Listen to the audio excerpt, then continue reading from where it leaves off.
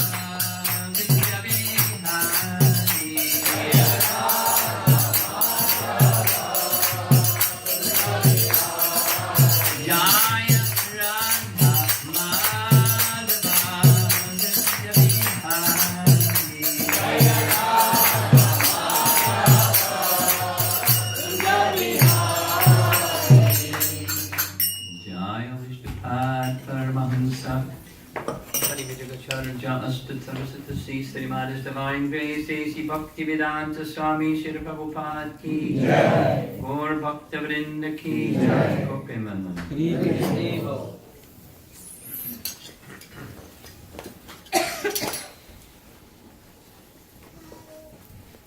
How many here have been to Jagannath Puri? Whoa, very good. Me too. Having just come back from Jagannath Puri, it's kind of a natural inspiration to share something about Jagannath Puri. And I'll spend a little bit of time about Jagannath Puri and then go into something else.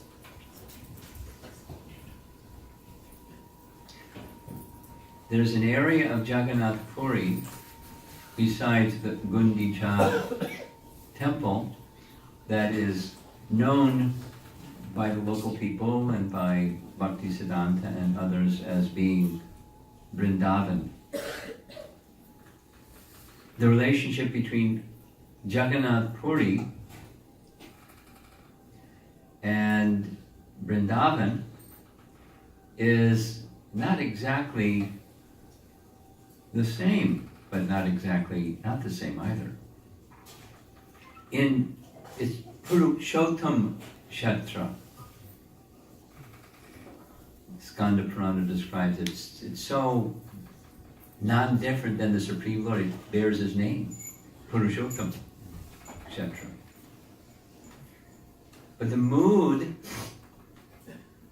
of Purushottam Kshetra Jagannath is Krishna in the opulence of Dwaraka, just like the mood of the opulent Krishna. The Aishwarya feature of Krishna in fullness is there in Dwaraka. 16,108 palaces, etc., etc. All opulence. Inconceivable opulence.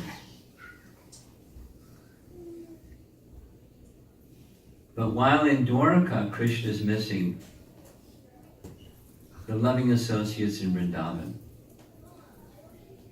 It's one of the descriptions that found in Skanda Purana about Purushottam Kshetra Mahatmya. The residents of Dwaraka were desiring to understand why is it that Krishna has such affection, such affinity for the residents of Vrindavan. You know the story. Many of you know the story. So they wanted to hear the glories of Vrindavan, and a little light went on. Rohini! She lived in Vrindavan, now she's with us here in Towaco. We'd like to hear from Rohini. She said,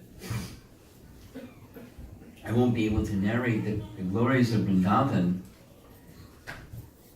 because as soon as I begin, Krishna will come and then the narration will be interrupted. What we want to hear. So Subhadra, she volunteered, I'll stand at the door. And if I'm standing at the door of Krishna and Bala, my brothers won't come.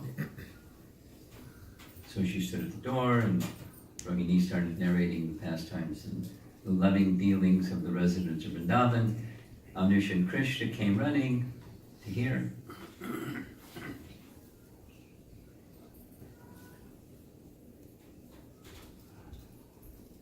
And as he was hearing, his eyes got very big, and his arms were drawn.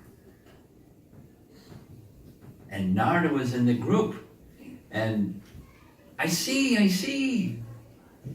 Krishna came into his normal form. You should assume a deity form like this. This was explained to King Indradumna. No, this is not an unfinished deity.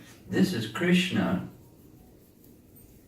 Jagannath in Puri is Krishna in that mood, in Dwaraka, eager for the association and the katha about Vrindavan and all of the glories of Krishna.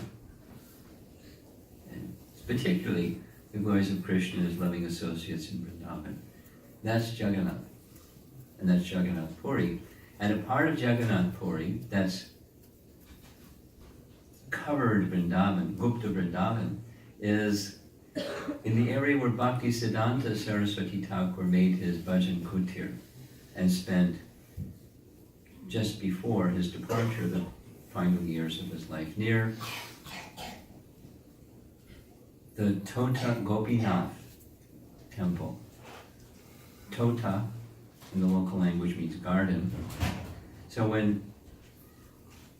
because I want to speak about the Bhagavatam, so I have to shorten all this, but when Gadadhar Pandit Gadadhar Pandit was the same age as Nimai Pandit when they were young boys. They grew up together. But the pastime of Nimai Pandit was Mr. Super Scholar. and not devotee. And Gadadhar was Mr. Super Devotee. And he had love for Krishna since childhood. Later, Mahaprabhu said, I wasted so much time, but you were always devoted to Krishna. You were always devoted to Krishna. So, when Gadadhar came to Puri, along with the residents from Navadvip, when Chaitanya Mahaprabhu completed his South India tour, after the 4 months of the rainy season, they stayed. Everyone went back except Gadadhar. Gadadhar stayed. Lord Chaitanya gave him, he assigned places of residence exactly suited for everybody's personality. Very customized, very personal, highly affectionate treatment. So the place for Gadadhar was this garden area because it reminded one of Vrindavan. In fact, when we just went to Gopinath, 2 people who had never been to Puri told me, as soon as we went there, I felt I was in Vrindavan. And the deity is the deity of Gopinath. Connection. Gopinath in Puri. The Lord of the Gopis. How the Gopinath deity was discovered, there's one description. Lord Chaitanya, like the mode of Krishna in Dwaraka, he was feeling intense separation from the resident of Vrindavan. He was searching for Krishna, but he couldn't find Krishna. So he became crestfallen. He was sitting on the ground with his finger scratching the ground. He got so absorbed in scratching the ground, he was scratching the ground and scratching the ground and dug a big hole, and there was the Gopinath deity in the earth, in the sand. Big deity. And he entrusted the worship of that deity, of Gopinath, to Gadadhar Pandit at Tota Gopinath.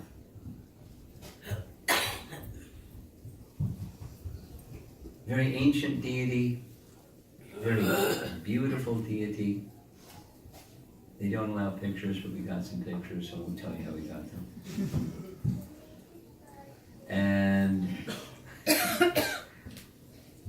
during the month of Kartik, the deity who was otherwise sitting, because they were the same age. When Lord Chaitanya left this world, at the end of the pastimes, he entered into the body of Gopinath. There's a place on his knee, and he entered into his knee, and that's how he disappeared. Gadadhar Pandit remained for another 8 months. But during those 8 months, he's like he aged 100 years. He became very, his attachment was the same as the attachment of Radha for Krishna, because he's Radha and Krishna had departed. Right before his eyes entered into the body of Gopinath in his presence. So he became very weak and feeble, although he was only 48 years old. And so the deity sat down because he couldn't reach, put the garland on the deity and the crowns. The deity's sitting. But during the month of Kartik, they show a pair of legs. And the rest of the 11 months of the year, you don't see his legs because he's sitting. Pretty amazing. And every day, Lord Chaitanya would come. Darshan of Jagannath, dance in ecstasy, receive paraphernalia, Jagannath's toothbrush, and flowers and garlands and prasadam directly from the pujaris. Then he would go see Haridas and give Haridas Jagannath prasadam at his association, And then, every day, Gadadhar Pandit, to see Gopinath, the Lord of the Gopis. And he would chant and dance in ecstasy, and Gadadhar Pandit was with him. And then, they'd sit down and hear Srimad Bhagavatam. Chaitanya Charitamrita doesn't detail this, but if you read it carefully, you'll come to understand that the followers of Chaitanya, followers of Gadadhar Pandit, were really expert in reciting Srimad Bhagavatam, as was Gadadhar Pandit. Skipping details because of time. Imagine, picture in your mind, Radharani speaking Srimad Bhagavatam and Krishna hearing Srimad Bhagavatam every day for several hours in Tota Gopinath. What was that like?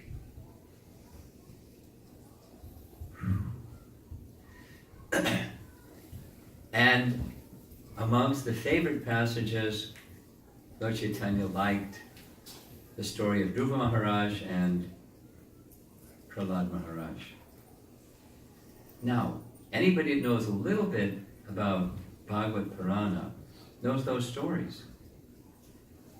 And often, unfortunately, devotees, when they hear a story, think, oh, I've already heard that one, tell me the next one. I want to hear something new. But that wasn't Lord Chaitanya. He would hear the whole thing. And after he finished the whole thing, he'd say it again, say it again, say it again. So Gadadhar would say it again, 100 times. That's the words of Krishnadas, Kaviraj. So I'm going to narrate something from 7th canto that you may have heard, but hear it again and hear it again. Because the Bhagavatam is meant like that. It's like sandalwood. Some of you probably, many of you probably have made sandalwood paste. You know how to do that. Pretty simple. A little piece of wood about as big as your fist, flat rock, a little bit of water, not too much. And just go like this. Chant your favorite mantras, or just Hare Krishna mantra, or Bhagavad Gita slokas, and remember Krishna, and go like this. And what happens is the wood becomes paste. And not only it becomes a paste it's very fragrant. You can smell it, and it has a very cooling effect. Reciting Srimad Bhagavatam is like that, like sandalwood. It's very fragrant. It's very cooling, very soothing.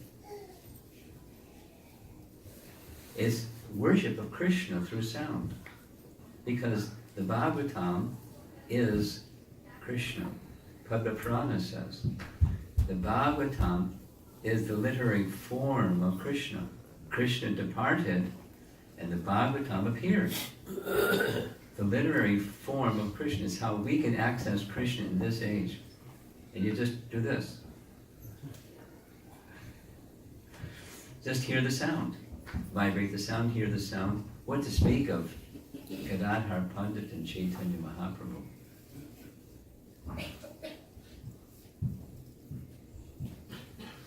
In chapter 6, I'm going to do a little overview. In chapter 5 of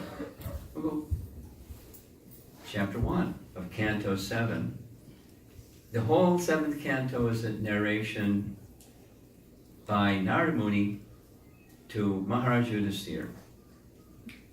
And it covers a lot of topics. But the springboard where it starts is Shishupal just got liberation at the Rajasuya Yagya, and the installation was completed, the ceremony was completed, and there's a beautiful painting. Narada's seated, Yudhisthira with folded palms is asking, Krishna's off in the distance in this raised seat, and all the other associates at the Rajasuya, asking, how is it possible that this nasty, offensive, despicable Shishupal got liberation. Many people, lifetimes, hundreds of lifetimes, there's austerities and striving, and they're virtuous and pious and wonderful people, and they don't get liberation. That fellow got liberation. We all saw it. How? And one of the important messages of the Srimad Bhagavatam is chanting of the holy name. He chanted the holy name. Nalabas, he chanted in scorn and derision. It's discussed in detail also in the 6th canto, the whole Jamila story. Another Nalabas, and at the beginning of the 7th canto is another Nalabas. You know, devotees. This is the kind of chanting we do. Most of us, probably. Nalabas. It's so powerful. He got liberation. He didn't get Krishna Loka. He got liberation. Just see how the power of, so what to speak if you chant with faith. And then so many other explanations of the consequences of abhas and how to become free from abhas. It's very interesting. And then he begins the Puranic narration. I'm going to give some examples. And it starts with skipping a little bit. Hiranyaksha and Hiranyakashipu. Brothers, elder one, Hiranyakashipu, younger one, Hiranyaksha. Hiranyaksha gets killed by Lord Varaha, having sent the earth out of its orbit to the bottom of the Garbhodak Ocean. Varaha comes, big battle, he's killed. Then the funeral, very interesting. Hiranyakashipu, to his mother, Diti, and all the other relatives and everybody assembled at the funeral, he speaks transcendental knowledge. He's a very learned fellow. But he's got a big problem. He's a demon. And the standard is, he's averse to Vishnu. So after this transcendental knowledge is really interesting, really well spoken, we should be careful saying such things at somebody's funeral, but you know, he knew his audience, so he did what he did. And then I want to kill Vishnu. Because my Vishnu killed my brother, I'm going to take revenge. I'm the most powerful dude in the universe, I'm going to get him. Take a vow. Became very powerful, conquered the universe, conquered the king of heaven, pushed out the king of heaven and all the demigods and took over. Very powerful. Then doesn't really belong in the heavenly region at all because he's so demoniac. No piety. Lots of knowledge, no piety. And so the demigods went to Lord Vishnu. Help! I'll take care of the problem. And he took care of the problem. And he took care of the problem in a variety of interesting ways. The demigods, Hiranyakashipu wants to become immortal. You know these stories. So he went to the forest to do this very difficult austerity for a long period of time. The demigods, heads up, Hiranyakashipu's off in the forest, let's go get the kingdom back. And when they went in full force, the demons, soldiers, they fled. They didn't even stand and fight. They got back the kingdom of heaven. Not for too long. And when they found the wife of Hiranyakashipu pregnant, they arrested her. And this is important. Narada somehow has the uncanny ability to know when to show up at the right time, in the right place, and say the right thing. There's a reason he's connected to Super Soul. He is a very empowered person. So, what are you doing? Well, Hiranyakashipu Jr. is in her womb, so we're not going to harm her. We just, when the little boy is born, we're going to kill him. No. great devotee. Entrust her to me, so they did. Just hearing from Narada, that's all it took.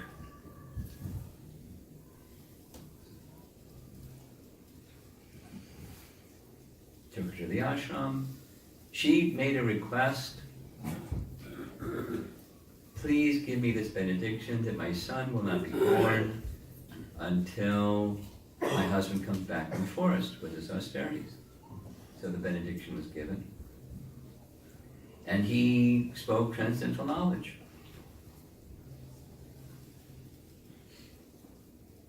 She forgot everything later. This comes chapter 8. She forgot everything. Because that association, who she was attached to, she forgot. But Prahlad didn't forget.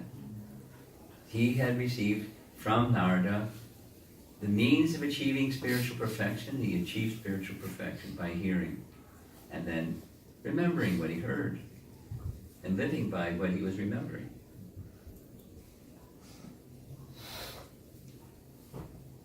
Hiranyakashipu got his compromised benediction from Lord Nrsingadev, from Lord Brahma, came back, took over the kingdom again, demigods are displaced again, and chapter 6, Prahlad is growing up, he starts school, put in the charge of the sons of the chief priest of the demons, Shukracharya, Shanda and Amarka by name, are the teachers. And then then comes this teaching section. This following weekend I'm going to be speaking Central New Jersey on the teachings section but I find it's really good to get this overview picture of the flow of events. This fits together with that because there's a natural progression. There's certain themes that are repeated. And I want to get to chapter 10. I'm going to do a little fast forward. There's several sections. So Prahlad is now in school, means he's 5 years old. And his father, affectionate father to his son, sits his son on his lap and asks him, what's the best thing you've ever? He asked it twice. And both times he hears what he doesn't want to hear. He hears the message of bhakti to Vishnu.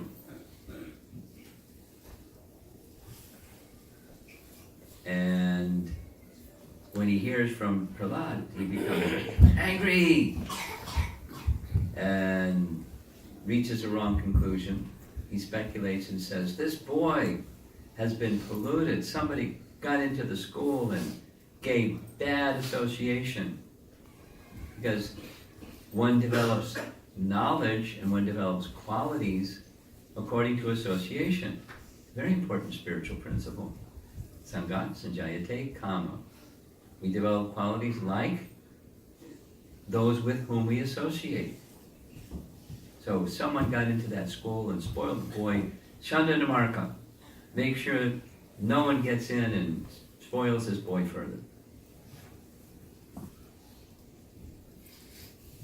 So Shanda and Amarka take him back to school and sit him down and say, where'd you learn? And his answer is it's several verses, but it basically he says it's just spontaneous. It comes from my heart. And I can't help myself, it's just spontaneous. They don't like to hear that one. And then comes this message, the enemy has given you this,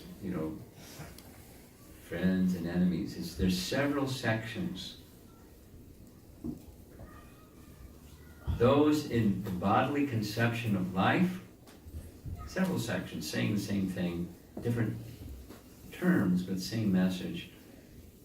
Those in the bodily conception of life think in terms of friend and enemy. He's really direct. And I've heard about these things, and now I'm seeing it in you.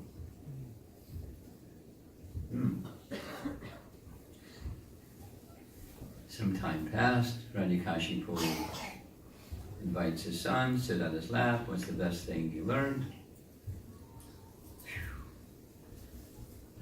My dear father, persons like you who are so much attached to material enjoyment in the family, in the household life, should give it all up and just go to the forest and worship the Supreme Personality of Godhead, Vishnu. That's the best thing I learned. Wow, he exploded. Chanda and Amarka, what have you done? You're bad teachers. And then they said, wait a minute, we're Brahmanas. You don't speak like that to Brahmanas. We didn't do those things. So he turns to Prahlad. Prahlad, where'd you learn these things? It's a really cool answer. Even if I explained it to you, you couldn't understand. Or if you tried to understand on your own, you couldn't understand. Or a combination of the two, you couldn't understand. Because persons like you, you're too much attached to the temporary. You're just an illusion. You're like the blind person meeting blind people and you fall into the ditch and it's all these heavy things. You should give it up and worship Vishnu and become a devotee.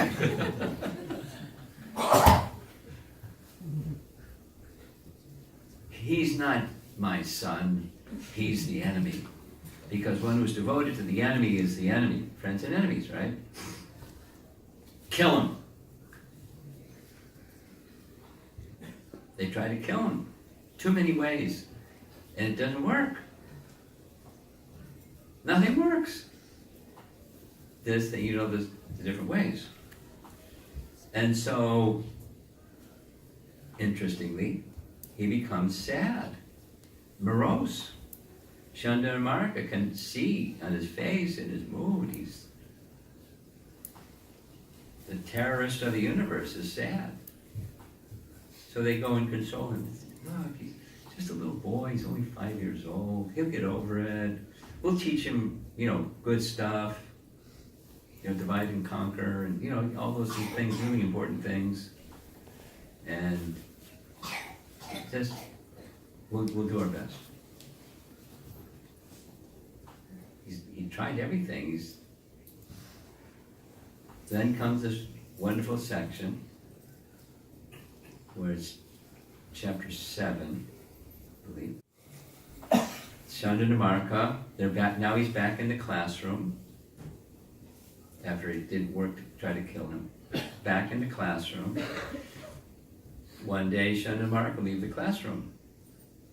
And when Chanda and Amarka leave, when kids leave the classroom, what do kids do? Party time! Play! So Prahlad, says, no. Bhakti. Komara, famous verse. Acharet priyag pragyo dharman bhagavatan iha. This human form of life is very rare, although it's temporary, it's very rare to achieve, and if it's used properly, one can achieve perfection. And don't think about doing it later. We're young, we want to play, we'll do it later. Goes through this whole long explanation of life is simply wasting time. And 100 years passes and you've wasted your whole life. Just a little personal message. As you heard, Ramchandra expressed, my introduction to Krishna consciousness was at the university that I attended, without details. My first encounter with Srila Prabhupada was leading kirtan with Allen Ginsberg in the Millard Fillmore room at our university. I didn't know who he was, I didn't know nothing about nothing. But just the sound vibration of the Hare Krishna mantra from a pure devotee completely transformed my life. All kinds of things started to happen just by hearing. Of course, there had to be a little receptivity. But before that, I was in, la la land like everybody else. Being successful.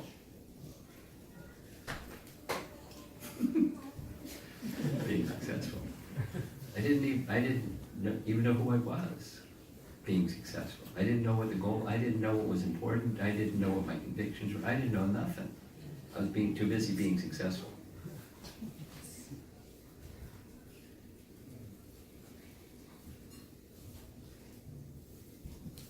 So something that I do regularly, purposefully, is I try to give back what I've received.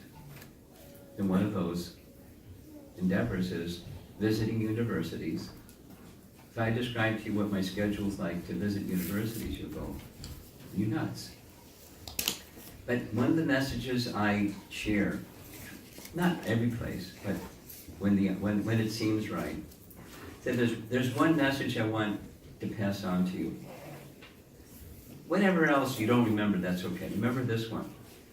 Don't live your life in such a way you don't ask these important questions, because please don't be at the end of the life. The conveyor belt of life is there and you still don't know. Don't make that mistake. Don't wait till later. Ask those questions now. Get answers that are real answers. And if you don't do that, it's really sad. Being successful. Very heartfelt expression. I don't know how it touches people, but very important message. Prahlad Maharaj is passing this message on to his classmates. And at the end, after describing the abject futility of trying to find happiness through fruitive activity and sense gratification, he presents the alternative, bhakti. And he describes what happens when you follow a path in life of bhakti. And the students go, wow, this is great. We never heard this from Shandanamarka. Where'd you hear it? Now he's already been asked by Hiranyakashipu and Shandanamarka. He didn't disclose. But to his classmates, he discloses. And that begins the next chapter. I heard from Narada. Mom, she forgot, but I didn't. And then he goes on describing further what he heard. More and more and more on transcendental knowledge.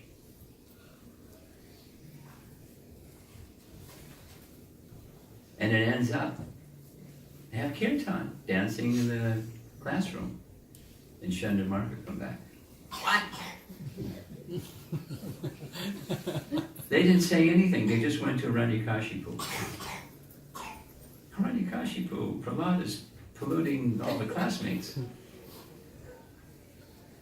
Hiranyakashipu comes immediately. I tried to kill you. I'm the most powerful person in the universe. If I just raise my eyebrow, the demigods tremble in fear. And you're fearless. Prahlad, where do you get your power? Same place you get yours, Dad.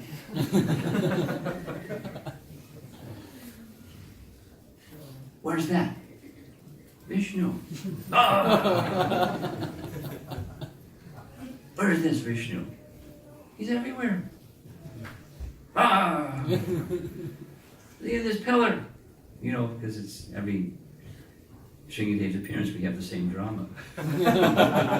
Shingade comes out of the pillar.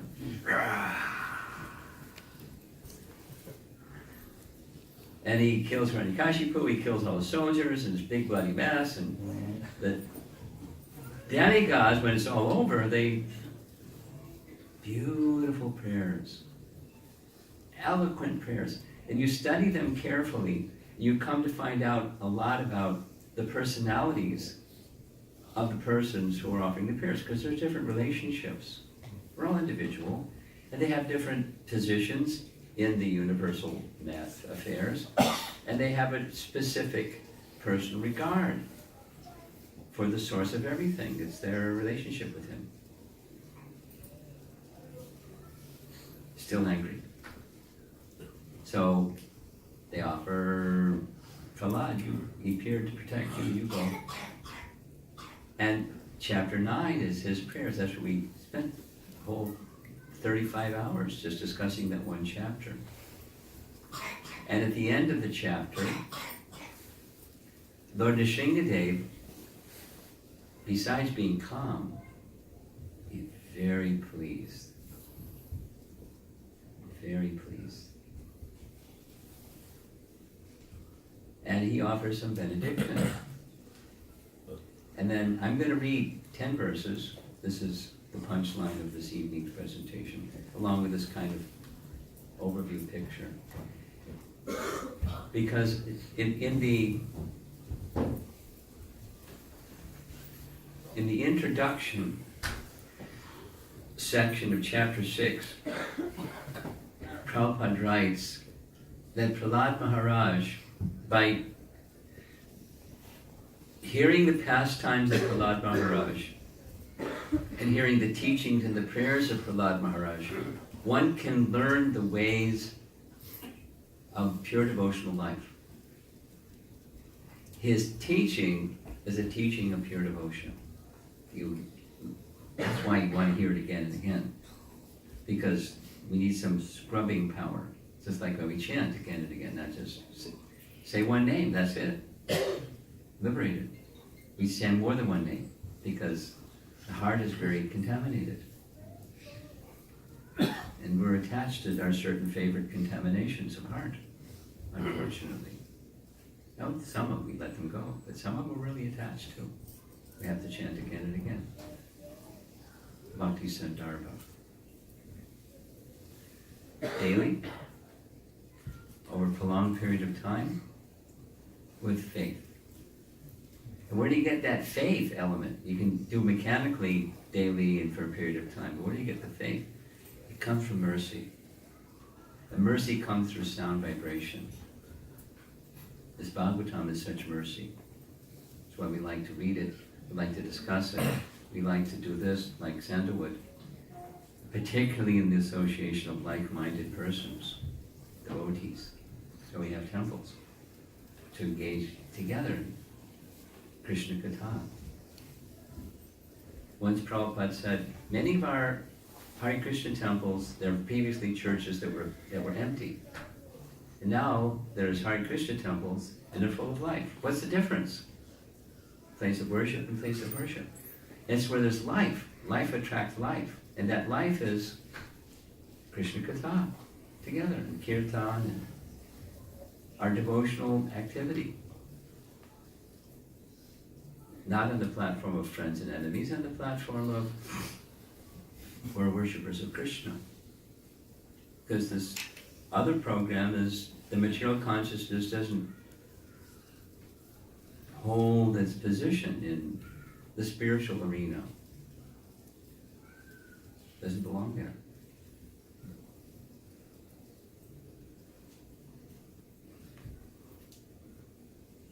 Something that I learned in the first 3 weeks of living in a Hare Krishna temple.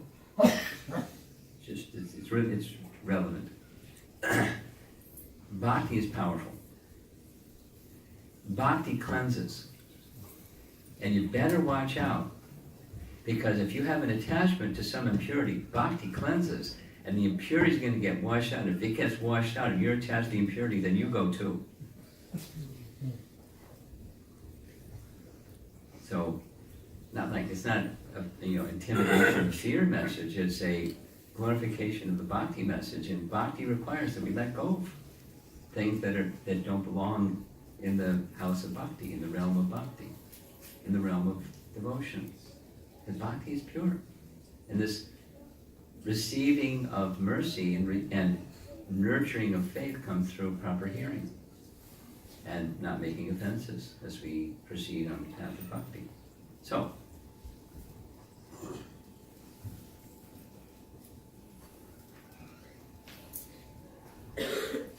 Prahlad has pacified Lord Nrsingadev.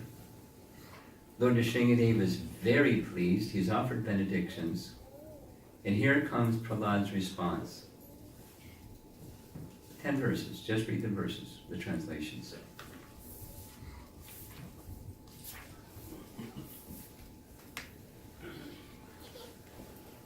Although Prahlad Maharaj, this is Narada speaking, was only a boy, when he heard the benedictions offered by Lord Nrsingadev, he considered them impediments on the path of devotional service. Thus he smiled very mildly and spoke as follows. My dear Lord, O Supreme Personality of Godhead, because I was born in an atheistic family, I am naturally attached to material enjoyment. Therefore, kindly do not tempt me with these illusions. I am very much afraid of material conditions, and I desire to be liberated from materialistic life. He's already liberated from materialistic life, but he's very humble, feeling he's not. He's attached to materialistic life. He's already said it before. Don't offer me my Father's kingdom. He went to as far up as you can go, and just in a moment it was all taken by you. No thanks. I don't want. But in a humble mood now he's saying, attached to materialistic life. It is for this reason that I have taken shelter of your lotus feet. Text 3.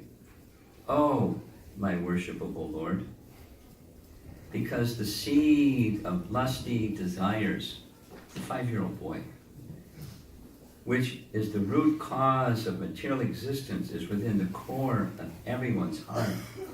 You have sent me to this material world to exhibit the symptoms of a pure devotee, which is the same as what Prabhupada says in the chapter summary in chapter 6.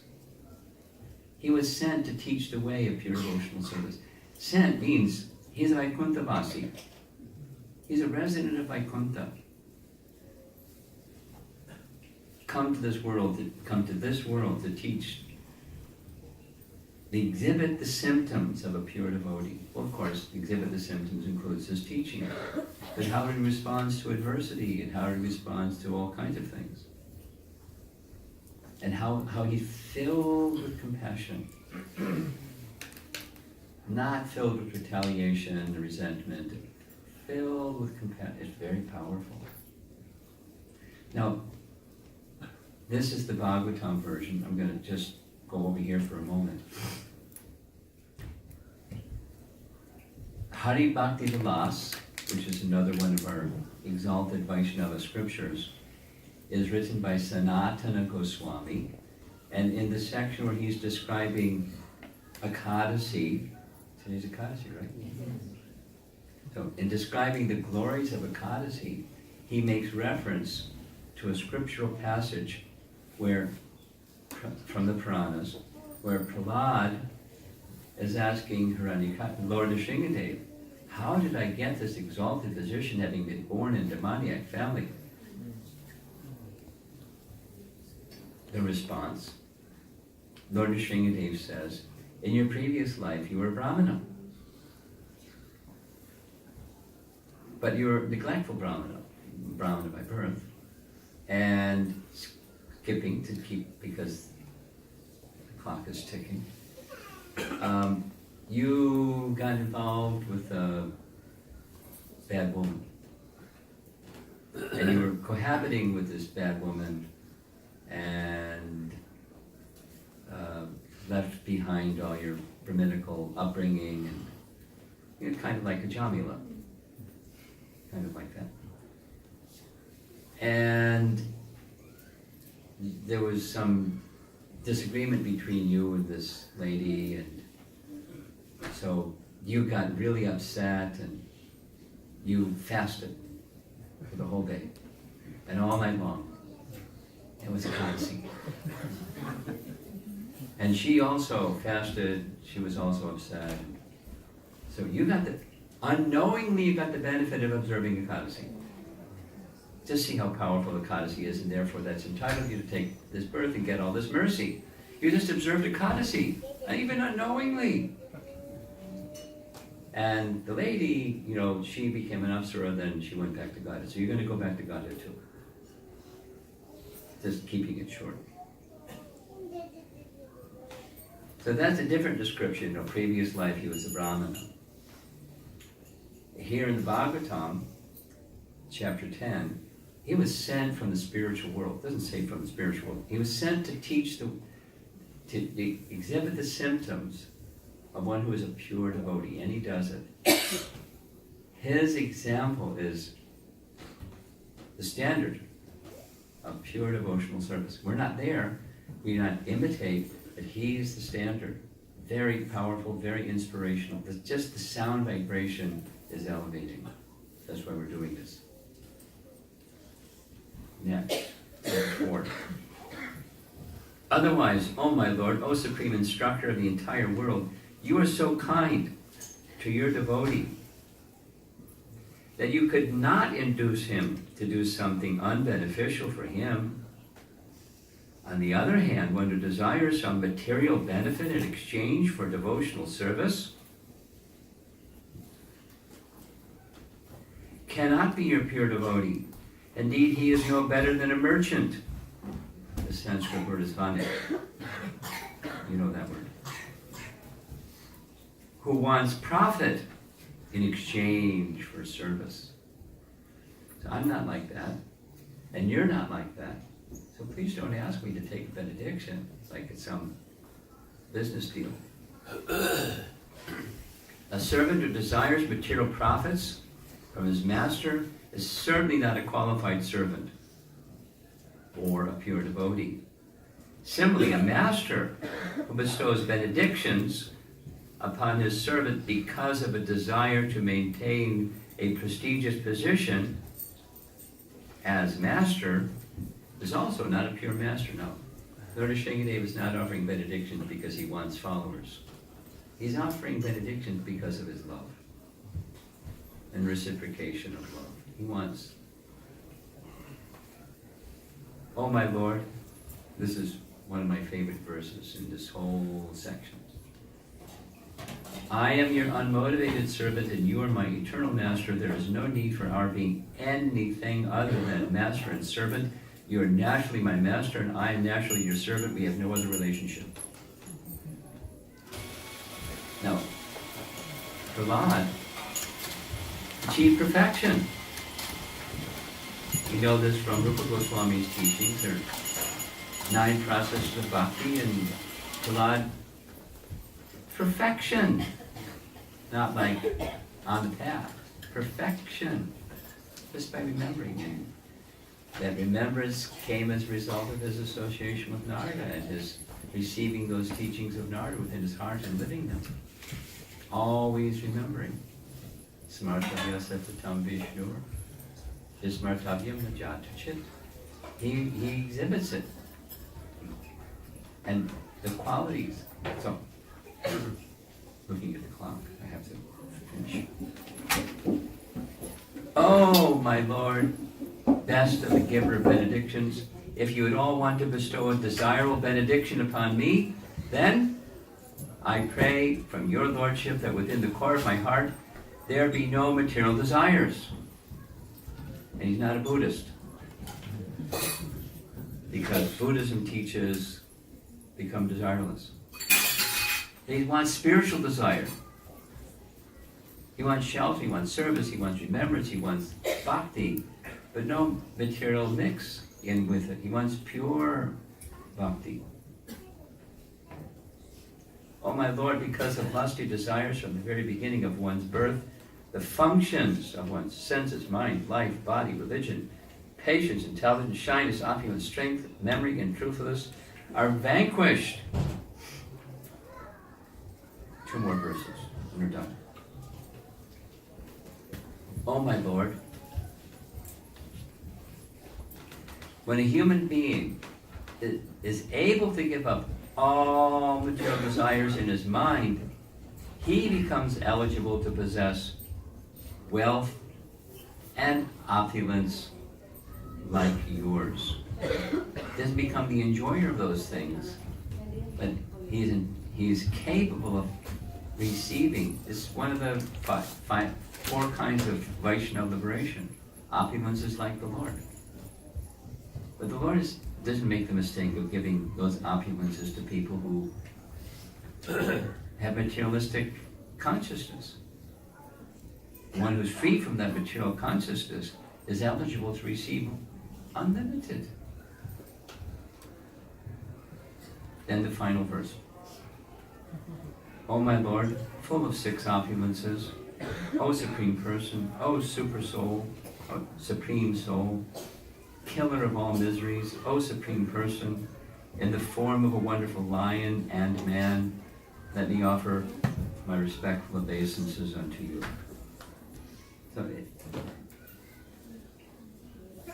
the whole section, the whole Bhagavatam section is teaching the way we're here. It's just like, Prahlad is from a demoniac family, characterizing himself as having demoniac desires or material, but coming to the stage of pure devotion. The other, the story of Dhruva. Big time mixed bhakti. He wants kingdom. In the end, he gets the kingdom, but he loses interest in the kingdom because he only wants service to Lord Vishnu. They're very valuable sections of the Bhagavatam for us because it's relevant. And it teaches the way of, through sound, heard properly, to go from where we are to this realm of unalloyed devotion. And keep going, it is the unalloyed devotion of the residents of Vrindavan. That's the kind of pure devotion Lord Chaitanya came to give.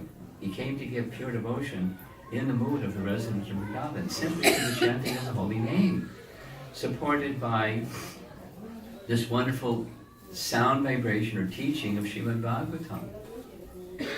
We've got it made.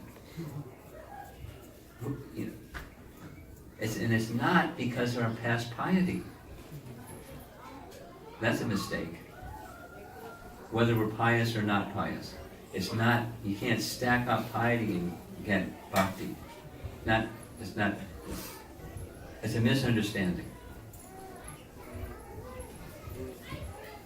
And some people think that, but it's a misunderstanding. I'm sorry to be so blunt. Prabhupada said it to the disciples. He said, some of you are thinking, I know, some of you are thinking, because of my past pious activities, I'm now engaged in devotional service. Not so. I found you in some dark place. I grabbed you by the hair and I'm dragging you and you're flailing back to Krishna. Prabhupada said that about himself. I remember sitting in the Henry Street Temple and Prabhupada saying, my spiritual master found me in some dark place. Now his dark place was a high dark place, but it was... Anyway. And he made me fortunate. And then he told me, go and take this good fortune and make the lives of others fortunate, and so I've come. Jai, Prabhupada. And now I'm giving you the instruction. Receive this good fortune and go forward to make others fortunate. Jai, Prabhupada. That's, the Jai Prabhupada part is easy, then the rest is some work.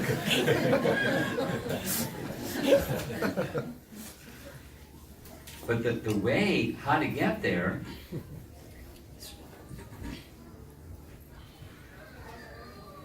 Bhaktivinoda Thakur was in his late 30s before he even had a copy of Srimad Bhagavatam, because there's no printing presses.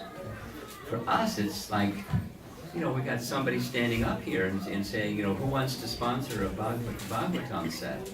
Or just go, bbt.com, click, Srimad Bhagavatam, click, here's my credit card information, click, and they'll send it to your home.